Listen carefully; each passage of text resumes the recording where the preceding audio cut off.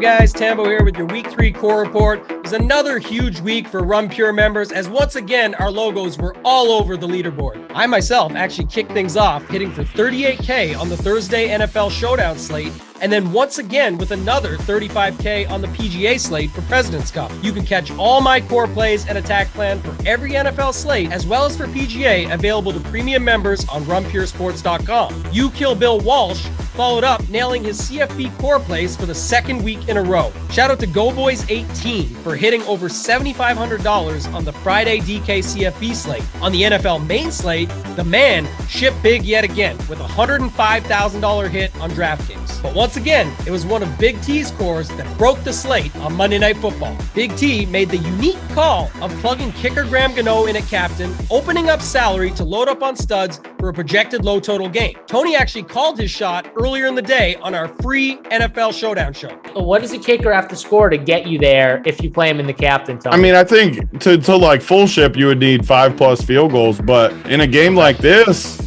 you could get 5+ field goals. By the way, if you're not already subscribed to our YouTube channel, what the hell are you thinking? It's free. Just click the red subscribe button on our channel or the bottom right corner of our videos. Big T's strategy paid off big time, shipping literally all the money on DraftKings. Tony won over $280K himself, but he was not alone.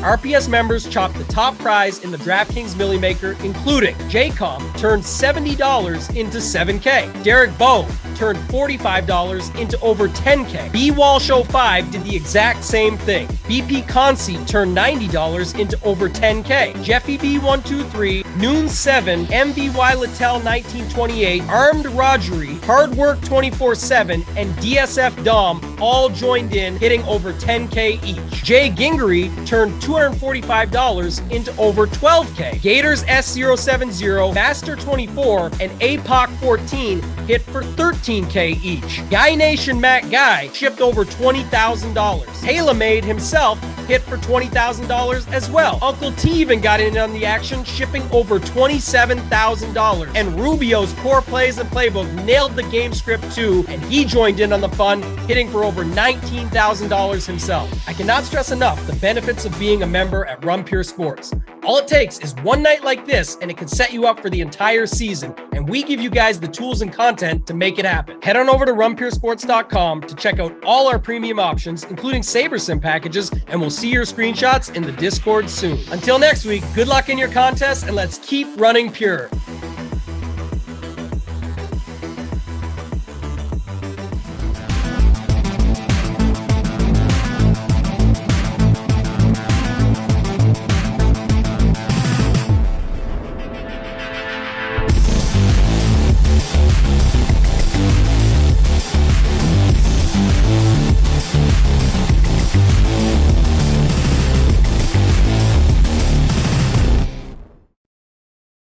I know that you have been waiting all day for the Monday edition of the Print Factory. It's here. It's here. We're live. Before you do anything else, hit the like button. Do it not for me. Not for me. Do it for Hoop, who won $1 million yesterday. Do it for Locks, who hit for over $200,000 yesterday. Do it for the members, who almost all of them had big days yesterday and throughout the weekend. Baseball, we hit it over the weekend. Football yesterday. We're going to crush it again on Showdown. Hit the like. We get to 750. We have a special surprise. Whistles is back. We got something later on that we're going to talk about. Not just yet, but if we get to 750 likes, Whistles is going to share his captain exposure for tonight. He's already going to give you the game plan. He's going to then go even further if you do your part and hit the like. And by the way, I know we have them because I see them every show. I've been seeing them every show. Big T for the last 3 years. We have some trolls. We have some guys who, they've got nothing else going on in life. They sit here and watch YouTube all day and smack talk, Run Pure Sports. Guess what? Today's not the day for that because we just don't care. We're going to ignore you. We're getting to 750 likes. Whistles, welcome back. We missed you last week. Did you go overweight? I kind of expect the answer to be somewhat yes. Overweight on that Detroit-Seattle game, or did you go in a different direction yesterday? Yeah, I did. Well, anyway, thanks for having me. I missed the show last week, and that's when Big T completely destroyed me in Showdown. So I'm here to try to get his knowledge as well. But yes, I had a reasonable amount of exposure in that game. The Javonte Williams injury hurt me quite a bit. But you never know when those things are going to go down. But it was a fun weekend. It was really nice to see all the Run Pure guys up top, and I'm excited to talk to you guys about the slate tonight. Yeah, just a phenomenal day for our guy Hoop. Once again, congratulations. Could not be happier.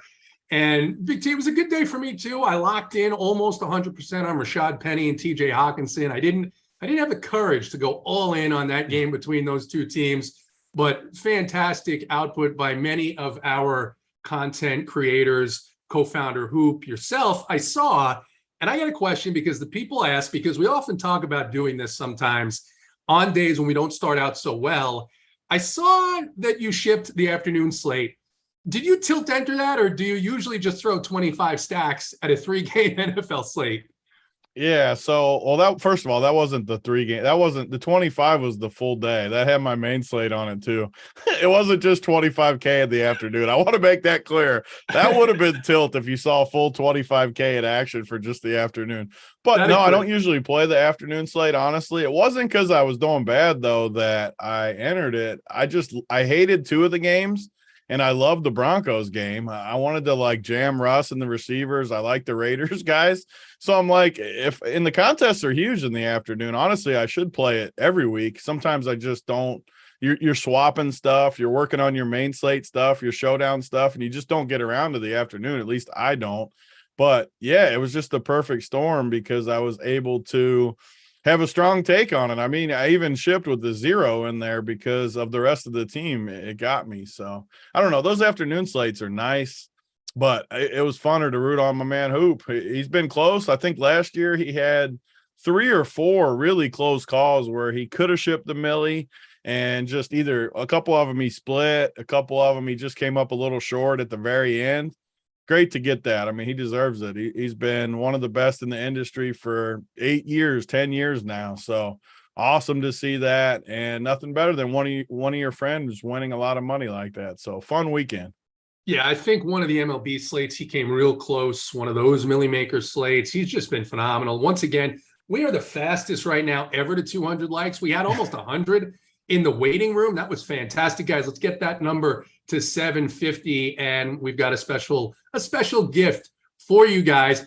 Listen, a lot of those games yesterday, Whistles, kind of sucked. I mean, it was sort of a lowish kind of scoring slate, depending on how you look at things. And I mean, look, I watched a lot of the Browns game, and it was like they told those 2 head coaches that the forward pass was illegal in the state of Georgia. I mean, it was just some terrible, terrible football.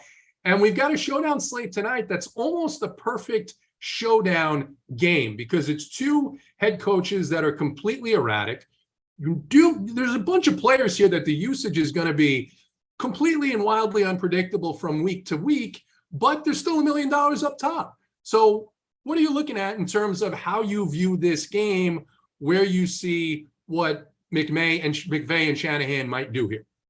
Yeah, I mean, well, up top, you've got 2 extremely good receivers that are going to get a bulk of the points, right? So the biggest question is what the ownership on the field will be on Kupp and on Debo, right? Because I think those are going to be the guys that are going to get their fair share of balls. I think there's going to be a decent amount of throwing in this game. And so which one, if you're playing a single entry, which one do you opt to go for? Well, you're going to try to save salary by going with Debo, or are you going to go full force on Kupp, right? And that's a major question for kind of the smaller slates. For the larger slates, you go down and you've got some options, as you say, a bit erratic. Who knows what can happen? I mean, I've seen Kyle Juszczyk break slates before. I think that's happened at least twice before on showdowns. So let's see. I think it'll be fun. I think you've got to start with the decision if you're going to go Debo or Kupp, and then kind of build around that. And when you say Debo or Kupp, you're talking in the captain spot, right? In terms of who's going to be your captain, because when you look at the usage, when you look at the points, when you look at the history of these 2 teams, Debo and Kupp are guys that you almost have to have in the lineup, right? You have to have those guys. Big T, I'll flip it to you. Rams at San Francisco. This total down now to 42.5. San Francisco favored by just 1.5 points. They were a 2.5 favorite. Now they're 1.5. Weather out there, because sometimes it's an issue up Northern California this time of year. It looks like it's going to be perfect. About 60 degrees and clear. Got some injury news here with the Rams. They're going to be missing Brian Allen, their starting center, as well as Kobe Durant and David Long, the quarterback and defensive back. And on the San Francisco side, for the first time in a long time, notwithstanding Eli Mitchell and his injury, he's obviously out, but Ross Dwelly, really the only big question mark there. What are you looking at? What's your gut feeling to start us out here on this game? Yeah, I mean, and those of you that have followed me from the beginning, I'm sure there's several out there. These San Francisco showdowns have been very good to me over the years. It's a couple shippers that I can think of off the top of my head.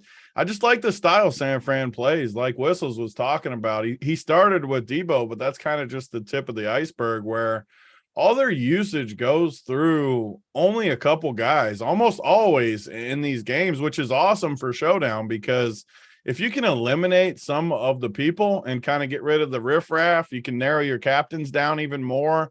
It just helps, because if you just go in there and run the numbers and leave everyone in there, it's a struggle unless you're extremely, extremely sharp, like people like Whistles and guys like that around the industry that have, which we teased it a little bit on Twitter, but he's got a new program that we're going to roll out soon that he's going to display a little bit. And it can help you get narrowed down with stuff. But in general, if you're on your own and you got an optimizer, you got to narrow it down a little bit and take some stands. You got to go overweight on a couple cheap guys, kickers, maybe like we did last week when we shipped on Monday. But you got to do something. And I think these two teams, more so than most, all their usage goes through what, 4 or 5 guys most of the time. You look at the cheap guys. I mean, Skolnick has always been terrible. He's not even that cheap anymore anyways, 4,400. Jawan Jennings really hasn't done much. The one guy, and Whistles brought him up, but Juice, I think it was even the Super Bowl versus the Chiefs that year. I'm pretty sure he ended up being, if not the captain, he definitely ended up in the winner of that Millie. And yeah, you know where it's going with these teams. So that's always a luxury in showdown for me. And my boy Kittle, I missed an opportunity. I wasn't thinking ahead. I was just wearing a sweatshirt. I should have worn my Kittle jersey because it's a Kittle day, baby.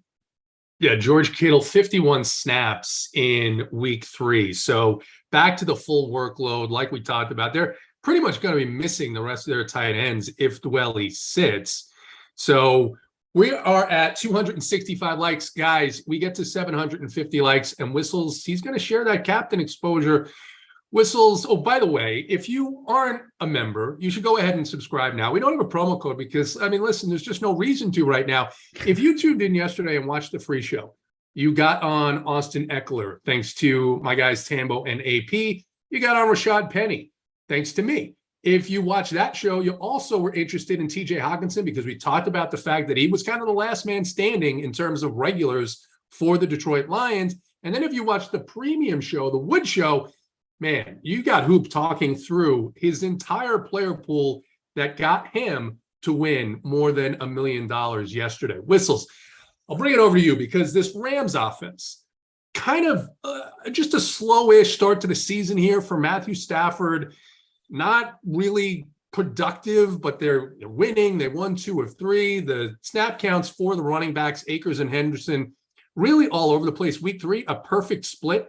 24 snaps apiece, but it was Akers who got more of the workload, then Henderson. That can change from week to week.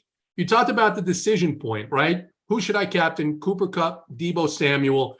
Are you interested in any other captains? Do you think that there's a chance that this game, despite the fact that the total has been plummeting, could somehow shoot out on a nice night in Santa Clara?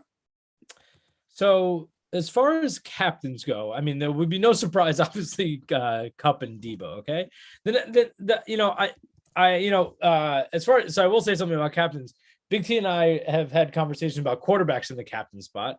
I noticed that in the small slates, Big T does kind of sprinkle in the quarterback captains a lot. Okay, today don't be studying my portfolio. I can't have you doing that to me.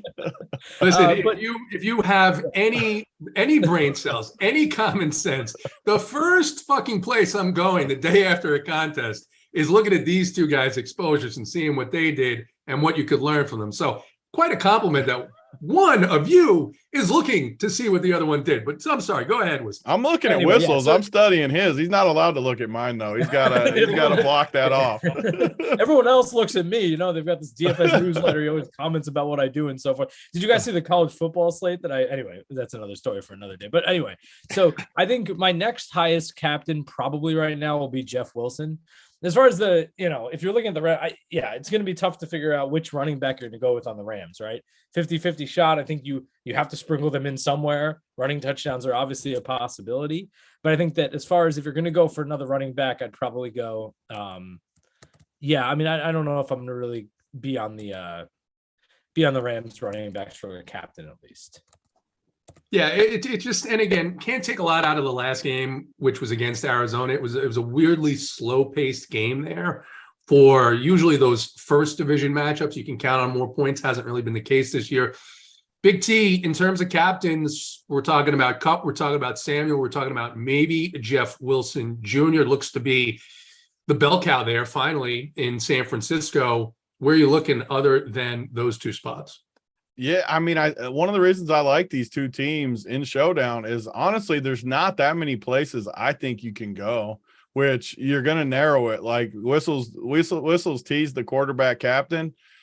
I have a hard time doing it in a Millie Maker type thing like tonight. And these guys just don't have the upside, I don't think, to win you a tournament that big. And Jimmy G, like, man, if you win with Jimmy G and the captain, I'll be impressed. It won't be me that wins with him and the captain. I'll tell you that. They just run the ball too much. Granted, you could get him lower owned than you almost ever would in a quarterback captain in Showdown because people don't want to do it. And the Rams are going to want to slow him down on the ground. So, I mean, maybe it turns into a contrarian play to do it. But for me, I mean, there's literally only – Kupp and Debo, obviously, Jeff Wilson, obviously, Kittle, obviously. Those would be my four right out of the gate. But honestly, I don't see a whole lot more. I know last week we shipped with kicker and the captain. I don't think it's that far off. I mean, my point from last Monday was if it's low scoring and you can jam in a lot of the studs, I haven't built the team yet. But like say I could play – either kicker, Gold or Gay, either one of them in the captain, and it let me play Kupp, Debo, Wilson, Kittle. I don't know if that would fit. I literally haven't put it in. But if it did get me all of that and the team looked good, I mean, I could see doing that too. So I'm not going to expand much in my captain pool. And I'll be careful, though. Like with this game, I think we could see points, though. I really do. I have a couple of these matchups in my mind. I was trying to pull up the last matchups because there's been a few shootouts over the last 3 years between these guys. 2019, it was 34-31. I think that was one of the like Kittle explosion games. It might have a few years before that, it was 48-32. And that might have actually been the Kittle blow up spot. But 23-20, 27-24 last year. They sneakily score some points. So be careful just locking in the low scoring game tonight. I'll say that much. Whistles, we're talking about the receiver core for these two teams, right? On San Francisco, you look and you see, and you've got, of course, Debo and then Brandon Ayuk. You also have Juwan Jennings sneaking in there. And then on the other side, the Rams, I mean, everyone was talking about Allen Robinson to come into the year. And Robinson, he's out there on the field. I mean, the three wide receiver, I guess, look is going to be Kupp, Robinson, and Skowronek. But Robinson, 2 targets, 5 targets, 5 targets. He's been getting about the same amount of looks as Skowronek. Then you have Tyler Higbee there. You've got Tutu Atwell, who sees the field a little bit. And then you also have Ray McLeod in this mix in terms of the receivers. Are you looking to get exposure to any of those lower priced receivers here? Do you think there's any one of them that has a shot to really flip this slate on upside down? I mean, you never know, right? All these projection sites, right? They use recent performance constantly to try to project forward, right? So as you're saying, if a guy like Robinson is getting only a couple of targets a game, I mean, his projection on any one of the sites, and I'll probably flash my screen eventually where I just used SaberSim, I think a couple hours back just to build something for you guys. But Robinson, yeah, I mean, he's going to be like around 10, a little bit below 10. Okay. But yeah, could he get more throws today? Sure. So I think, the receivers especially have that just like blow up capability with one touchdown, right? So like, I would really think that you want to fill your lineups with at least one of the mid-range receivers, right? And I think if we go to scripts, right, I think you want to think about a couple scripts, right? There's obviously the shootout script here. Okay, that's a possibility. Like Big T was saying, there is some history of shootouts. All right. Then there's the trenches game where actually they go more for the running. I mean, I think San Francisco could possibly do that, and Rams could follow suit. And then also you can have one of these mid-range guys shoot off, and I think that any one of them can catch a touchdown on any given day, right? So there's no doubt that Philly. Now, would I put two of these mid-range receivers on the same team? I don't know, right? And more than, even in classics, but I think showdowns, you really have to think about the fact that, I mean, if Robinson is getting super involved, is Higbee also going to get super involved? Doubt it, right? So start to think about one of them probably at most on any given lineup, and then, move from there. But sprinkle them all over the place. You don't know who's going to catch the touchdown tonight. Big T, I want to stay on that topic. They signed Allen Robinson for a reason. There was disappointment in the way that he was used. Look at the last couple of seasons in Chicago with that quarterback carousel, Darnell Mooney somehow becoming more popular. Do you see this as a spot where maybe he breaks out and gets more usage, or are you just not going to worry about that at all? And then what about some of these lower priced wide receivers that we know with these two coaches, you could just see one of them. And it's not like Whistles was saying, you don't need them to get 11 targets. You just need them to get 2 or 3 targets and scoot down the sideline with one of them. So this is where I do showdown different than a lot of the people that run sims and do stuff. And that's why they make fun of my builds. And that's why they get mad when I ship, because it doesn't make sense according to the math and according to what they run. But like, I don't see how you could play Allen Robinson over a kicker and he's 6,200 and they're 3,800. Like, he's just not good. He's dust. Like, 5 targets, 23 yards last week, two targets, 12 yards week 1. Yeah, he went 5 for 53 and a touchdown. Like, I think that's like his ceiling these days. 5 for 53 and a touchdown. I mean, of course, it's not his true ceiling. Of course, he can catch a couple touchdowns. But in general, I think 15 is like the highest you could expect, what he got in week 2 versus Atlanta. And are you that excited for 15? Sure. If you told me he gets 15 guaranteed for 6,200, I would play him. Of course I would for that. But I think the realistic expectation is more like single digits. Like, if I was given a true projection, I would project him for like 8, and I would project the kickers for more than that for a cheaper price. So I just don't play Allen Robinson. I'll be honest. This is a free show. I'll have my whole player pull up at Run Pure later, but there's no way I play him. Like, he's washed. So I won't play him in any of my 150. And I feel like other people just burn teams with having him in there. He's not going to be in the winner. Like, if he is, I'm fine moving on to the next slate too. I definitely go more just all in on slates. I want my takes to stick out when I'm right. That's what we always talk about. Like, when you're right, you want to be really right and you want to ship. When you're wrong, you're wrong. I mean, we're all wrong here and there with stuff. You move on to the next slate. We got another slate Thursday night, another real big slate. And I don't know, with the Rams, that's where I struggle. And it's another reason I like the Rams, though, because Kupp is just lock city. I mean, so let's pull. I just talked about how bad Robinson is. You pull up Kupp, you got 34-35. He had his worst possible game last week, no touchdowns, and he still got 16 points. Granted, I know he's double the price of Allen Robinson. But if you're telling me his floor is 16 points, and again, I know he's the highest owned, so people are like, what's your point? He's way better. It's that you can just play him on all your teams, which if you're at 100% instead of 75 or 80%, you're still above the field. You got him on all of your teams. You can get different in other spots. Obviously, it's not all captain in that 100%, but I just don't see routes where he's not in the winner.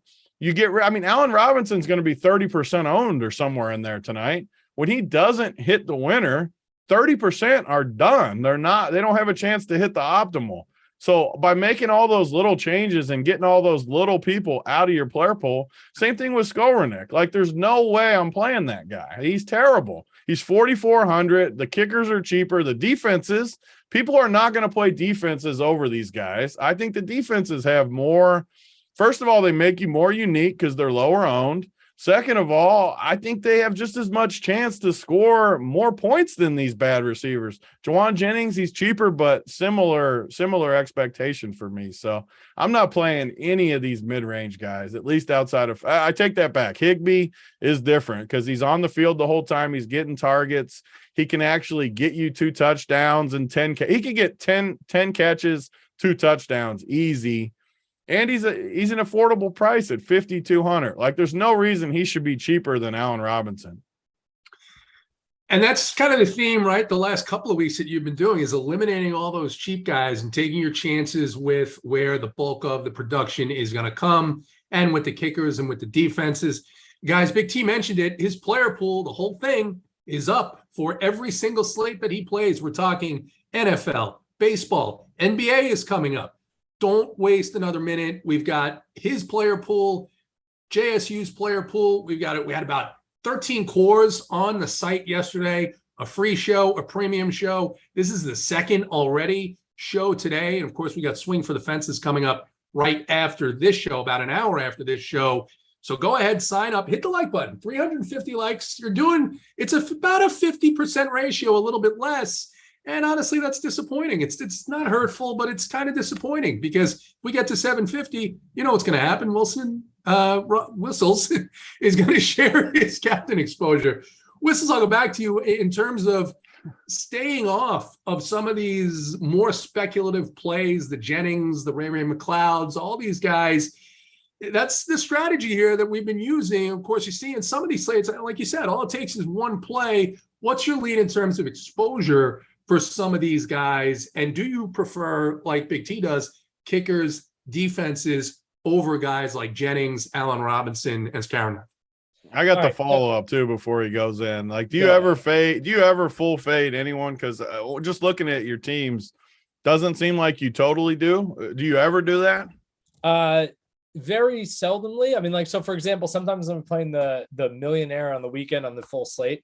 Yeah. I'll just chop off the first 5-6 quarterbacks, right? Say, okay, fine. These are the guys everyone's going to go for. Yeah. Okay. I'm probably not going to win, but like if I have 6 to 8 of those mid-range quarterbacks and one of them happens to go off, I'm good to go. So yes, that I do. On the millionaires though, sometimes I just pick a guy and go completely nuts on it, especially on showdowns. I mean, I tied up top for the millionaire, what was it, last week or something with Hill? I forgot when that happened. So yeah, tied up top there for the millionaire. I mean, there were a decent amount of people there, but I think Big T, you were completely correct. If you go all in on someone, you've got ownership over everybody else. I mean, if you really, really, really feel as if Kupp is going to be by far the top scorer by value, by salary, everything, there is no problem with putting him on 100% of your lineups, like you said, but even going crazier than that if you want to. Putting him all as captain, you know what? When he goes off, all of your lineups are live and no one else is live. It's not a bad move. That's what I did when I shipped with Hill. Went 100% on Hill, ended up in the first place. Got you get rid of so many combos, right? Like much fluff is out of there. Yeah, it really helps out a lot because, then if you have use check and he scores and Hill is the best. I mean, well, not Hill, but like, let's just say Kupp tonight, like, fine, you're good to go. You have ownership over the field on Kupp. It's possible. You have to go deep, yes. So anyway, so that's that. Now, let's talk about defenses. So somehow, and I don't know why, my model is loving defenses this year. And I don't like it. I always trust what comes out of the thing, okay? Because I refine it. I always improve it. I make sure that it's doing, but it is loving defenses. I'm generally over the field on defenses. Is it working? Of course, we're never right 100% of the time. I mean, there's no, listen, we don't win every single time, right? I am currently the tournament player of the year, by the way, everybody. I think I've, according to Roto Grinders, I have 96,000 points. I think the next best is 92,000. Anyway, so like, but that doesn't mean I win every night. I like that little drop in there. I like sure that. Everyone knows that I'm still alive. Okay, so I can see Big T licking his chops. Thinking, I'm coming for you. I'm coming for you. So the whole point is that like we lose a lot too. So taking the stance is right, especially on the big ones. If I'm playing against just the high rollers, a bunch of just, Awesimos, Yoda Cow, Big T, all these guys in a group, I may not go 100% on someone like Kupp, okay? But like if you have to expose yourself and you really think that's going to be the play of the day, go for it and do not be shy about it. Perfectly fine if you're wrong. But of course, that means you're going to be under on people like last night. Okay. Defense, I mean, on the kickoff, they got the ball, quick touchdown to my man. And I was under on him because I went over on other people and I was basically out. I mean, of the millionaire right away. Right. So you never know what could happen. But yeah, so to answer your point, your question, JT, yeah, somehow my model is going way deeper on defenses than what I see the field doing. Do I think that's right? I don't know. They're not cheap, right? But still somehow, I mean, yeah, like look at the 49ers, they're 6,300. Kickers are, just below that. And so who knows? The projections are giving these defenses a decent amount of score. They don't go so crazy typically. If they do score a touchdown, you're really in the money.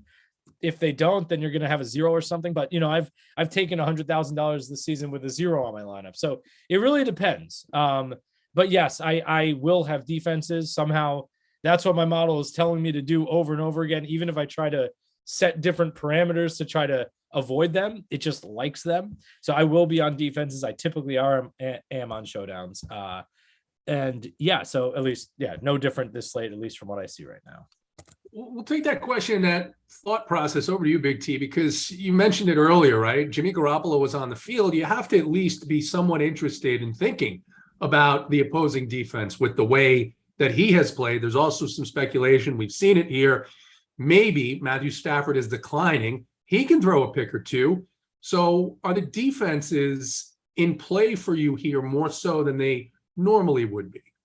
Yeah, I mean, I think Whistles is onto something, and I've noticed it too. And those of you that have followed like my player pools and thoughts this year, I've been higher on D's too, just because one thing is they're just guaranteed to be somewhat low owned too. I mean, by that I mean 10 to like 30% at the absolute highest, which is huge on Showdown. Tonight, you got two quarterbacks that, without looking at the stats, have to be two of the top 5 at throwing pick sixes, fumbles to the house, all that stuff. They have to be. Like, they both are famous for making just dumb mistakes that go to the house the other way. So it's literally the perfect storm. And you're on a slate just like last Monday, where it's a little bit lower scoring, and we want the studs. So if you want the studs, how do you get them? You either punt way down with guys that have a 0 floor, or you play a kicker or defense just like last week, and you play these studs. Because if you play, just say you play 2 kickers or defense, not in the captain, just wherever you want. If you play 2 kickers or defenses, you should be able to for sure fit Kupp, Debo, one other guy like Wilson, let's just say for this argument. And then you're still going to get a 4th guy that is solid, like Henderson, Robinson, Akers, Higbee, Kittle, all these guys in the middle range. So all 6 of your guys have double digit that can get you to double digits. You got your studs that can get you 30 plus.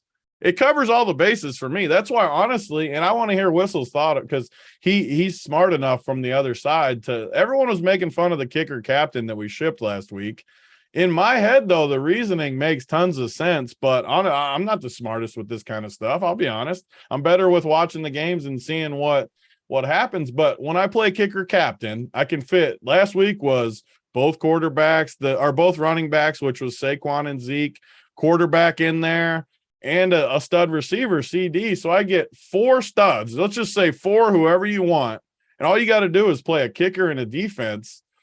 I don't understand how that's a bad roster build. So tell me why, not being results oriented, just in general, why is that a bad build to people?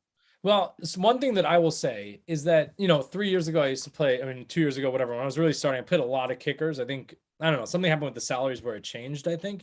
But also, you watch maybe a little bit more football than I do. I watch a decent amount also, but like, it seems like these days, the number of decisions that lead to kicks goes down.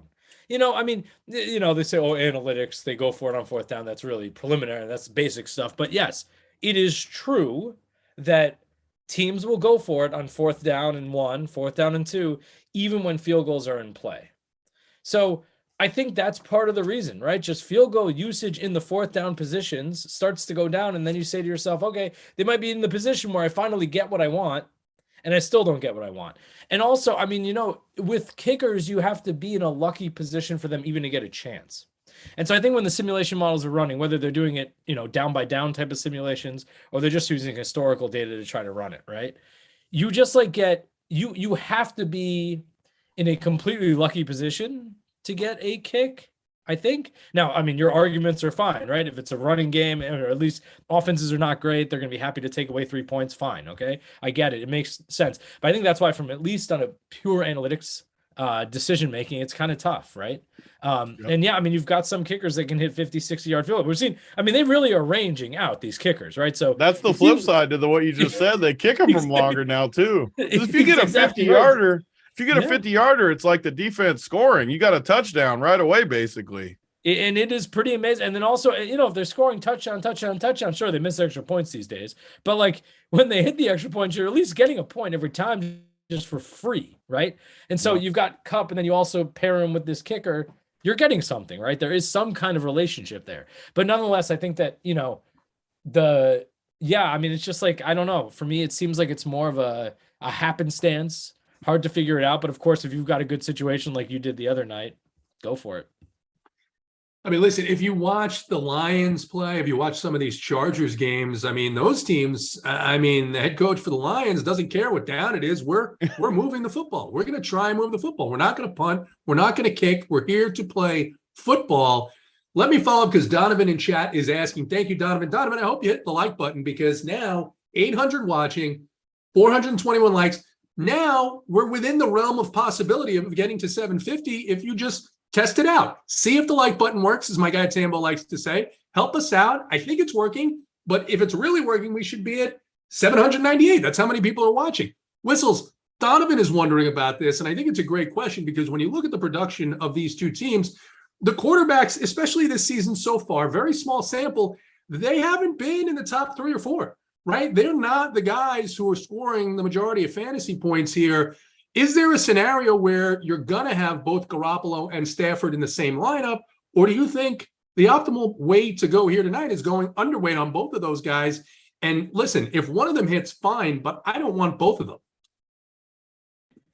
It's a good question. I think you've got to go small sample size here. I don't think Stafford is a dud. I just don't think that yet. My own personal feeling about the thing, you've got only a couple weeks. He had obviously the disaster,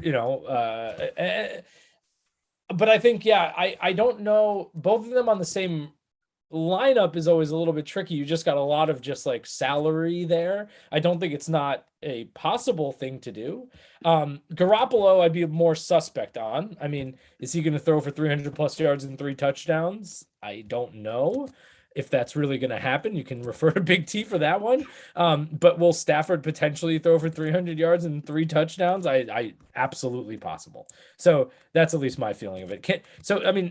Maybe I'll be flashing some simulations up on the screen eventually, but like I definitely have lots and lots of simulations where Stafford is 24 points or above. And if he gets into that region, you've got a real shot if you have him. Certainly you need him on your lineup, and you have a real shot if you have him also in captain. And the connection there between Stafford and Kupp, that Stafford is going to throw the ball. I mean, even last week in a slower paced game, he had 25 pass attempts. With the 49ers, they clearly do not want the ball in Jimmy Garoppolo's hands, right? That's why Deebo Samuel, 13 touches last week, almost half of those are rushes. So it's not a scenario. It's a scenario where I think it's much harder to see Garoppolo being a guy that you have to have, whereas I think you can see Stafford. Big T, where do you lean on this in terms of quarterbacks in this game tonight? So, yeah, I think Whistles brings up a good point. And when you get down to roster construction, just in general, you look at the Rams overall, and let me pull up these prices. So you got the passing game. I mean, you just have to play a few of them. I mean, more than likely this game's going to be a battle. You got 2 division teams, whether it ends up high scoring or low scoring, somewhat close. And I mean, Cam Akers 7K and Darrell Henderson 6,800 in the ground game. Those are tough plays. It's tough to click those buttons. So if you don't like the ground game, you almost have to like Stafford at least a little bit with Kupp. I mean, if you can play Kupp, you got Stafford, Higbee. I mean, I don't like Robinson either. So there's just only so many spots you can go which makes me want Stafford. Whereas the 49ers, and again, another reason I like the Niners on showdown slates, you know what they want to do. If they get the ground game going, what are they going to do? They're going to run the football. So like Jeff Wilson and Debo could realistically get all the points. It happens. Like sometimes they use Kittle. I love Kittle, but sometimes they use him just to block the whole game. Like they won't give him any targets. He's just blocking because they're pounding him on the ground.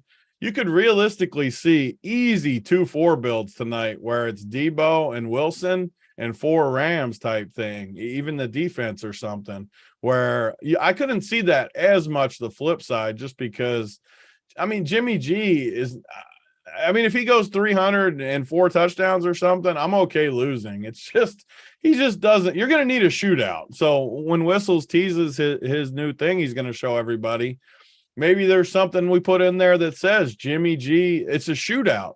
Like, there's no way Jimmy G's ever the winning captain in a low-scoring game, at least in my head. But when he demonstrates kind of the analytics and the numbers behind it, maybe I'm wrong. Who knows with what it could see? But I can't see Jimmy G being in the winner unless it's I should say in the captain, unless it's high scoring. Sure, in a low-scoring game, could he hit it in the flex? Sure, if like 12 hits the winner. We've seen that a decent amount in showdown. Like if it's a 20-17 game and there's only 3 touchdowns and he threw one to Debo or something, he could easily hit the winner with 12. But in general, I'm way more likely to take Stafford tonight than Jimmy G. And I'll add one thing about just the analytics in general and how it applies to football. We've had, 3 games that each of these teams have played this year? Yeah, you have some history of these guys, but like, the analytics doesn't contain enough information about these particular individuals to understand what's going to happen in the game, which is why I think you have to marriage analytics with some understanding of the game, especially in football. If you go to something like baseball, I mean, you have a power hitter who's a righty against a left-handed pitcher. The power hitter's been on a slow streak recently. You have enough data to understand what are the possible outcomes there and the probabilities and likelihoods, okay? But for something like football, you really don't have it. So like, as Big T say, if he says, you're okay with losing if Jimmy G goes off for 3 touchdowns, I think that's right. You should be playing for long run profitability, not just for smashing this slate tonight. And so if you think that Jimmy G really doesn't have a chance, but you're like, I'm going to get a ton of ownership there, I don't know if that's the right idea if you're trying to just win money, because even if it happens, so someone took a stance, right? Long run, that can never, a guy like Jimmy G running him in captain will never be a long run positive, profitable move. Could it happen tonight? Yeah, no questions asked. But, always think long run, understand that there are certain scripts that you're okay losing on, and then try to figure out exactly what you want to do from there. It's definitely an interesting discussion because obviously Hoop yesterday wins the Millionaire Maker with Geno Smith as his quarterback, but it's like the perfect matchup. And we were talking on the shows yesterday, teams that you always use the quarterback against, but those are teams that have at least some level of predictability in terms of their decision-making, in terms of their play calling. But we know that Kyle Shanahan does not want the ball in Jimmy Garoppolo's hands. So that adds to it. It doesn't matter who they're playing. He's never gone really with a pass heavy script with this guy. Whistles, I want to ask you about this. 2 things. Travis Duarte in the chat. I know the answer to this. Anyone who's been watching knows the answer to this. Would you pair the quarterback with the opposing defense? If you want to highlight that. And then we are at 490 likes, 864 watching. I can't believe we're not going to get to 750 with this crowd. Even if you're a member, hit the like button, do it for Hoop. Do it for Locks, do it for Big T, who shipped the afternoon slate yesterday.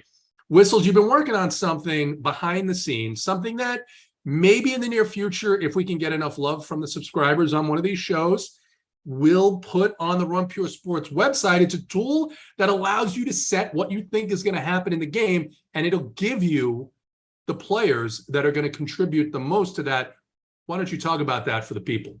Sure. So Big T and I have been talking about this all season. And I think, and I think, ever since me and him have paired up on any kind of show, we talk about scripts. And I think that's important both from an analytics perspective and if you're trying to do it from a field perspective and building from hand.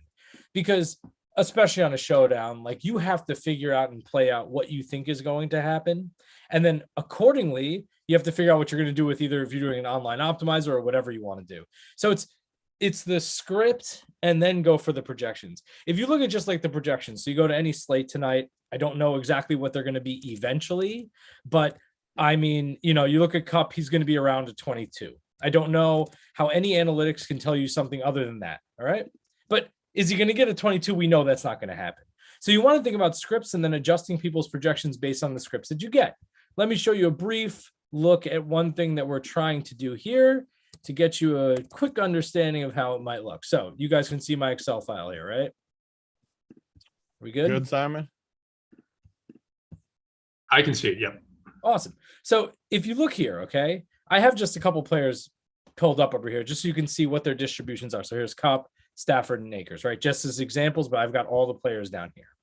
And I've got, I think, 7,500 simulations or something. What do I mean by a simulation? I'm simulating out a game and seeing what is going to be the fantasy points for that person in each game. Okay, so here we have, for example, Cup, 22.33. If you look at the different projection sites, you're going to get around that point. Now, will he score 22.33 points? Of course not. Will he get close to that? Maybe. Will he shoot off all the way over here to the 50s? It's possible. I mean, more likely in the 40s if it's a very good game. Could get in the single digits, and don't worry about those few negative ones. Those are just, once in a while type of things that the simulation model comes up. But what you want to do is what we're going to try to do is build out scripts. So as an example, suppose you actually think that tonight's going to be a defensive battle. All right. I'm going to create a tool where you click on defensive battle and it automatically adjusts what the projections are going to be. So here, for example, are Cups simulations, but not over all the world, just over those simulations where, generally speaking, it is a defensive game. And when that happens, the projections go down, but how much, right? And so you can see Cup is still worth it, right? Because his projection goes from 22.33 to 16.25. Still a very reasonable play. Go to Jimmy G. He is 15.20. If you look at slides, you're going to get around a 15. But when it's a defensive game, these quarterbacks really drop, right? Compared to other guys that still become somewhat useful, running backs or whatever. This is just one type of script. With that script, with that low scoring script, where's like the kickers and defenses? Yeah. Fall, So let's see. So here's that. defensive battle. Let's take a look here. And again, this is something definitely work in progress, but SF. So San Francisco goes from here to 10.2.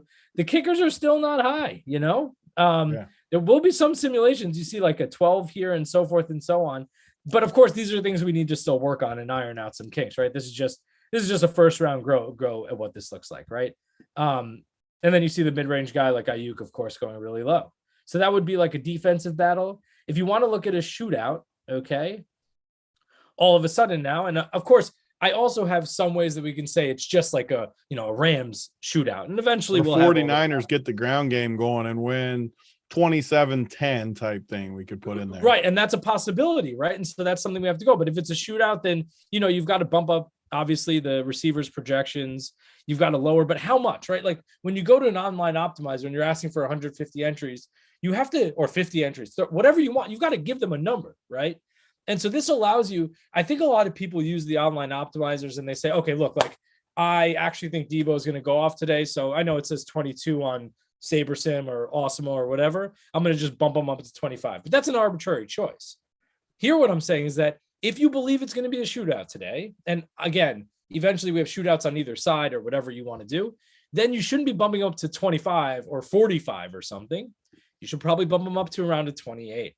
What should you do with, Jimmy G? Don't put him at 15, put him at 20. I don't think that's going to happen tonight. Just, you want to go straight by numbers. This is what you might do. And so it gives you a controlled way of thinking through the script, which is what me and Big T say all the time. Now we build in different ways, but we all go through scripts in our heads. At least I think a lot of the top players do, but then refining the analytics for those type of games. And so that's my vision. And we'll see, right? We're going to see if we continue building this out, exactly what we do with it. And, but that's the idea. So I would love to know what you guys as the Run Pure listeners do. Cause I think ultimately the Run Pure subscribers, I think, are the more football fans, the ones that really know about the game, those that want to know about what really good minds in the industry are thinking, Big T Hoop and the like, JT and so forth. But I think you've got to do some analytics, right? And Big T, you use analytics to some point, right? I'll just say one thing, like, and this is just the truth. I believe it. I've had tons of success. We've had tons of success at Run Pure. And that's without really having a ton of statistical tools type stuff like that. And if you give me tools like Whistles that can do all of the numbers for me to where I can say, okay, Whistles, I think tonight, what if let's build 50 teams of, like I said, the Niners just control the ground game, and you can give me actual numbers behind it, because I don't do any of this stuff. I just kind of do what Whistles said you do, where you're like, okay, bump Jeff Wilson to 25. Like, I think he's going to get it going, but there's no numbers behind that. There's no science behind that. If you get to where it converges, and we got all of our great people that watch the stuff and know how to game theory stuff, how to win. I mean, we've had tons and tons of successes, but if you add that in with what Whistles is doing, everyone's going to want to be involved with that. I can promise you. Because, I mean, Whistles is great too. And I'm not saying I'm better than him at game theory or any of that. But if I can help him, nudge him maybe in a couple different directions, it's going to be scary. I'll tell you that much. It's going to be scary. 895 watching, 546 likes. I can't believe there are like 350 of you that didn't like what you're seeing these last, 51 minutes. So you got about 3 or 4 minutes left. We're going to go into our final segment here. Hit the like if you're not a member, subscribe. Brandon McNair, one of my favorite guys in our Discord, says in the chat that this is the greatest tool invented since the hammer. And I can't disagree. I think it's a fantastic thing. Whistles. Stats aside, we've already talked about it. Cooper Kupp, by the way, last 3 games against the 49ers, 26, 30, 40 fantasy points. Whistles, how does this game play out? What's your boldest take on it tonight? Well, Kupp would not be a bold take, but maybe a necessary take. A bold take. Use check. I've never played him, I don't think, but like I've seen him just crash slates. So yeah, I mean, if it's a run game and then you have a little shovel pass to him on the goal line, that happens, right? And so that is an excellent play. Again, it's been more than once. Like I know I think it was in the Super Bowl. I think you are right. But there's been one more time, I think, where I saw he just like destroyed a slate because you had to have him because he's, and he's not 200 salary, by the way, tonight. He's 1,000 salary. So maybe the DraftKings guys are onto this too. But that's the lowest salary guy that you can really, I think, comfortably put in a lineup here. And so, yeah, I guess that would be a bold take. I've seen it before, right? And right now, my ownership is not 0% on him right now. So it's something that I will be putting and sprinkling into 150. They gave him a huge contract. They like to use, Kyle Shanahan in particular, likes to use the fullback in the red zone, particularly around the goal line. At $1,000, he gets a 2-yard carry for a touchdown, and that lets you get Kupp, Samuel, Wilson, Kittle, or Higbee. I mean, now you're looking pretty sweet, right? So, Big T, boldest takes here. How do you see this game playing out? Obviously, your whole player pool is going to be up for members, and we're not going to get to 750. Maybe we get there in the after hours. Maybe the late viewers bail you guys out again, and maybe, well, it's not going to happen tonight because the game will already be over. So too bad. Yeah, I'm excited for the game tonight. I think San Fran, I mean, they killed me last Sunday. Broncos game, they were so bad in that game. Jimmy G was horrendous. But they were on the road. It was still Jimmy G's kind of first game back in the saddle. I think they put it together tonight. They get the ground game going. I haven't liked how the Rams have looked this year. They've looked bad. I haven't liked what I've seen. So I think it's going to be a pretty easy script for me. 49ers heavy. And I just don't like the Rams pieces. I guess that's my take. Really, literally the only two like I feel very good about are the 2 good ones, Kupp and Stafford.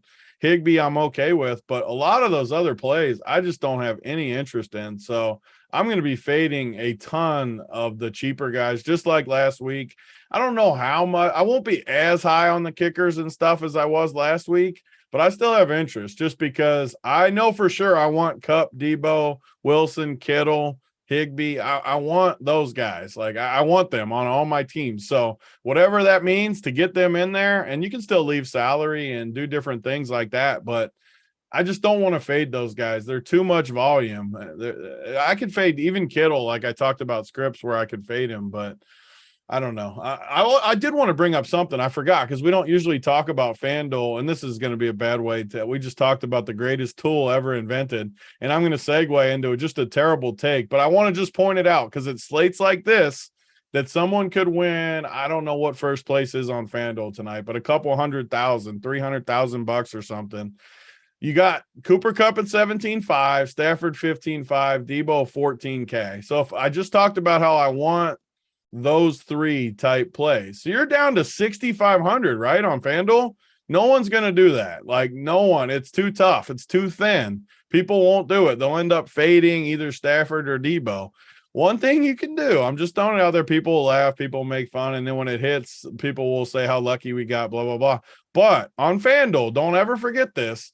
You have the backup quarterbacks are 5K. I'm just throwing it out there. They're 5K. Jimmy G could get pulled. Like, he's been terrible. Say it goes bad for him. He throws a pick. He does this. He does that.